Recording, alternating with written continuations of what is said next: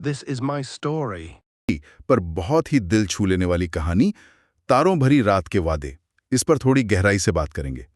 ये कहानी हमें ले जाती है हेवंस एंड, एक बिल्कुल शांत सा तटीय शहर है जहां लगता है जैसे समुंदर और कला ना एक साथ सांस लेते हैं। और यहीं हमारी मुलाकात होती है लीला से। वो एक चित्रकार है, वो कैनवस पर समुंदर के बदलते मिजाज को उतारती है। और दूसरा किरदार है इज़रा। वो एक बढ़ई है और समुंदर किनारे बहकर आई लकड़ियों से मतलब ड्रिफ्टवुड से मूर्तियां बनाता है। तो आज हम देखेंगे कि कैसे ये सीधी सादी से लगने वाली कहानी बिना किसी शोर शराबे के एक गहरे रिश्ते की तस्वीर पेश करती है। हाँ बिल्कुल। और कहानी की शुरुआत ही बड़ी दिलचस्प है। शहर का लालटेन उत्सव है और वहां उनकी मुलाकात होती है बिल्कुल अचानक। यहाँ जरूरी ये नहीं कि वो मिलें, बल्कि कैसे मिलें। उनकी पहली बातचीत ही एक दूसरे की कला की तारीफ से शुरू होती है।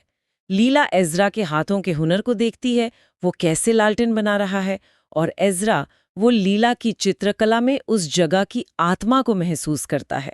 तो ये सिर्फ एक आकर्षण नहीं है, ये पहले ही पल से एक दूसरे के हुनर और नजरिए का सम्मान है जो उन्हें जोड़ देता है। सही काम। और ये जो शुरुआती सम्मान है वो धीरे धीरे एक गहरे लगाव में बदलता जाता है।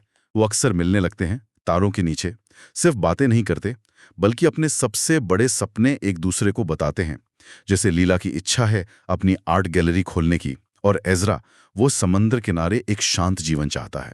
हाँ, और यही वो पल होते हैं जहां वो अपनी कला से आगे बढ़कर एक इंसान के तौर पर एक दूसरे के सामने खुलते हैं। एक गहरा कनेक्शन बनता है। और फिर वो अपनी कला के जरिए ही जैसे बात करने लगते हैं। लीला एक पेंटिंग बनाती है एज़रा की, लहरों के सामने खड़े हुए उसके उस शांत से व्यक्तित्व को रंगों में ढालती है। दूसरी तरफ एज़रा उसे ड्रिफ्टवुड से तराशा हुआ एक छोटा सा चिकना तारा देता है। ये सिर्फ तोहफे तो नहीं लगते हैं ना। नहीं, बिल्कुल नहीं। ये छोटे छोटे इशारे, खासकर वो लकड़ी का तारा, वो उनके रिश्ते की जैसे एक मूक भाषा बन जाते हैं। ये दिखाता है कि उनके लिए कला सिर्फ उनका काम नहीं है, बल्कि अपनी भावनाओं को कहने का, समझने का और साझा करने का सबसे आसान तरीका है। ये बिना शब्दों वाला संवाद उनके बंधन को और मजबूत करता है, जैसे वो कोई ऐसी जुबान में बात कर रहे हों जो सिर्फ वही दोनों समझते हैं। कहानी में एक अहम मोड़ आता है। एक तूफानी शाम है और वो उत्सव लगभग रद्द होने वाला है।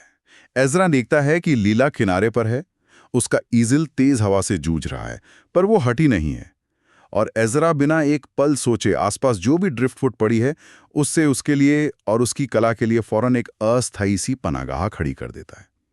और उसी मेकशिफ्ट छत के नीचे बारिश और हवा के शोर के बीच वो पहली बार एक दूसरे को चूमते हैं। ये सिर्फ एक रोमांटिक पल नहीं लगता, उस पनाहगाह बनाने के काम में कुछ खास था, है ना? क्या कहेंगी आप? हाँ, बहुत कुछ खास था। ये घटना बाहरी चुनौती मतलब तूफान, उसके सामने उनके अंदरूनी रिश्ते की ताकत दिखाती है। लेकिन उससे भी ज्यादा ये दिखाता है कि वो एक दूसरे का साथ कैसे देते हैं। एज़ला का वो तुरंत एक्शन लेना, अपनी कला यानी बढ़ईगिरी का इस्तेमाल करके लीला की कला मतलब चित्रकारी को बचाना, ये उनके रिश्ते की ताकत का प्रतीक है। ये दिखाता है कि एज़रा का प्यार सिर्फ भावनाओं में नहीं बल्कि ठोस व्यवहारिक देखभाल में भी है। वो आश्रय सिर्फ लकड़ी का ढांचा नहीं था, वो एज़रा के समर्पण का एक जीता जागता रूप था, एक बिना कहा हुआ वादा।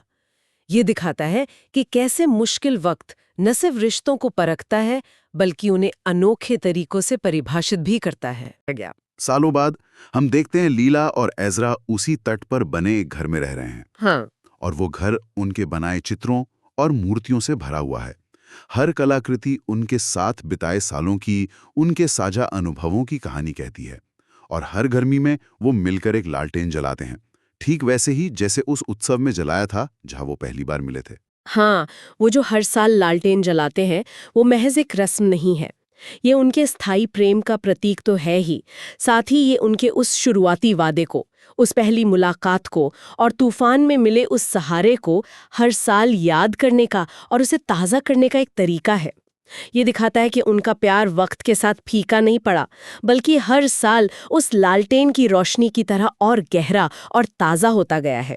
ये एक लगातार किया जाने वाला चुनाव है, सिर्फ एक पुरानी याद नहीं।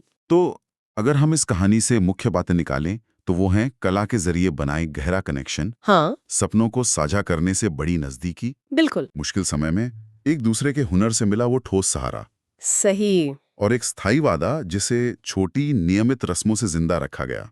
हाँ, और ये हमें सोचने पर मजबूर करता है। क्या असली और टिकने वाले रिश्ते अक्सर ऐसे ही शांत लम्हों में, छोटे सोच समझकर किए गए इशारों में और साझा रचनात्मकता की नींव पर ही बनते हैं, जैसे लीला और एज़रा के बीच हुआ? क्या कला सच में दिलों को इस तरह जोड़ सकती है कि शब्दों से भी ज्यादा गहरा संवाद हो जाए? शायद सबसे मजबूत वादे वो नहीं होते जो जोर शोर से किए जाते हैं, बल्कि वो होते हैं जो खामोशी से अपने हुनर और अपने कामों से निभाए जाते हैं। इस पर सोच